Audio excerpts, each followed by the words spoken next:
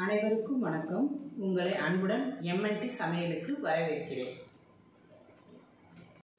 Hi friends, இன்றைக்கான வீடியோவில் பாலக்கீரை கடையில் எப்படி பண்ணலாங்கிறத பார்க்கலாம்.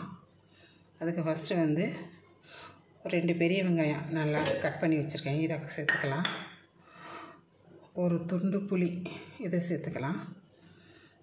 தக்காளி 1 கட் பண்ணி வச்சுருக்கேன், இதையும் சேர்த்துக்கலாம். மிளகாத்தூள் 1 ஸ்பூன் இதை சேர்த்துக்கலாம். இதை சேர்த்து பேஸ்ட் போல் நம்ம அரைச்சிக்கலாம். ஃபஸ்ட்டு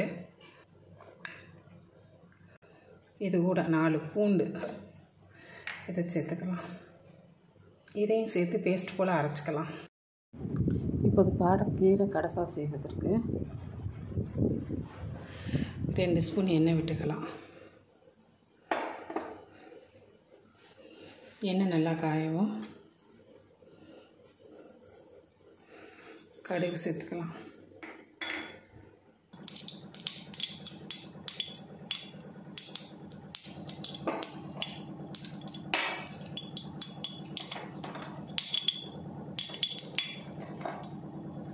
கடுகு வெடிக்கும். கருவேப்பிலை சேர்த்துக்கலாம். கொஞ்சமாக கடலைப்பருப்பு,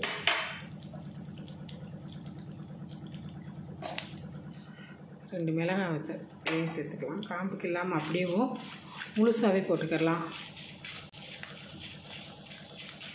இது எல்லாம் சேர்த்துட்டு கொஞ்சம் 1/2 ஸ்பூன் சீரகம் இதையும் சேர்த்துக்கலாம். 2 வெங்காயம் பொடிசாக கட் பண்ணி வச்சுருக்கேன், இதையும் சேர்த்துக்கலாம். கொஞ்சமாக பெருங்காயத்தூள் சேர்த்துக்கலாம்.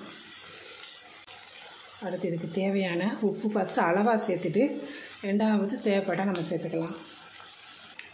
இப்போ வெங்காயம் எல்லாமே நல்லா வதங்க ஆரம்பிச்சிருச்சு. இப்போ நம்ம மிக்சியில் அரைச்சி வச்சுருந்தோம் இல்லையா, அந்த பேஸ்ட்டை நம்ம சேர்த்துக்கலாம். மிக்சி ஜாரில் கொஞ்சமாக தண்ணி விட்டு அதை கலந்துக்கலாம். கொஞ்சமாகத்தையும் தண்ணி சேர்த்துக்கிறணும். அப்போத்தையும் பச்சை வாடையெல்லாம் போய் நல்லா வெந்து வரும். அடுத்தது மசாலா வெந்துக்கிட்டு இருக்கையில நம்ம 1 ஸ்பூன் மல்லித்தூள், 1/2 ஸ்பூன் சீரகத்தூள் இதையும் கலந்துக்கிட்டு நல்லா வேக வைக்கலாம். இப்போ வெந்துக்கிட்டு இருக்கையில் கொஞ்சம் 1/4 டீஸ்பூன் மஞ்சள் தூள் சேர்த்துக்கலாம். 1 ஸ்பூன் பட்டை இதோட சேர்த்துக்கலாம். பாலக்கீரை அப்படிங்கிறதுனால நம்ம பட்டை சேர்த்துருக்கோம். மசாலா எல்லாமே வெந்து நல்லா எண்ணெயெல்லாம் பிரிஞ்சு வர ஆரம்பிச்சிருச்சு. இந்த சமயத்தில் நம்ம கீரையை சேர்த்துக்கலாம்.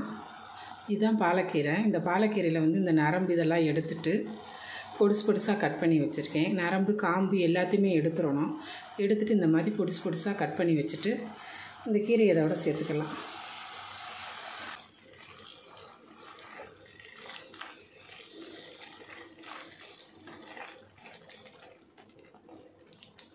ரெண்டு நிமிஷம் அப்படியே வேகட்டும். தண்ணி எதுவும் ஊற்ற தேவையில்லை. இந்த தண்ணியை கொஞ்சம் கிரேவி பதத்துக்கு வேணும் அப்படிங்கிறதுனால இந்த மசாலாலே கீரை எல்லாமே நல்லா வெந்துடும். கீரை எல்லாமே நல்லா வெந்து எண்ணெய் எல்லாமே பிரிஞ்சு வர ஆரம்பிச்சிருச்சு. இந்த கீரை தொக்கு ரொம்பவே டேஸ்ட்டாக இருக்கும். சின்ன குழந்தைங்க, சாப்பிடாத குழந்தைங்க கூட விரும்பி சாப்பிடுவாங்க. அந்த அளவுக்கு டேஸ்ட்டாக இருக்கும். இப்போ எண்ணெய் எல்லாமே பிரிஞ்சு வர ஆரம்பிச்சிருச்சு. கீரை ரெடி ஆயிடுச்சு. இதே மாதிரி நீங்களும் வீட்டில் ட்ரை பண்ணி பாருங்கள்.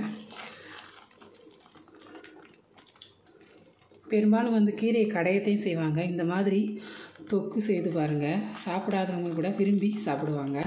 ரொம்பவே டேஸ்ட்டாக இருக்கும். சூப்பரான சுவையான பாலக்கீரை கடைகள் ரெடி ஆயிடுச்சு. நீங்கள் இதே மாதிரி வீட்டில் செய்து பார்த்து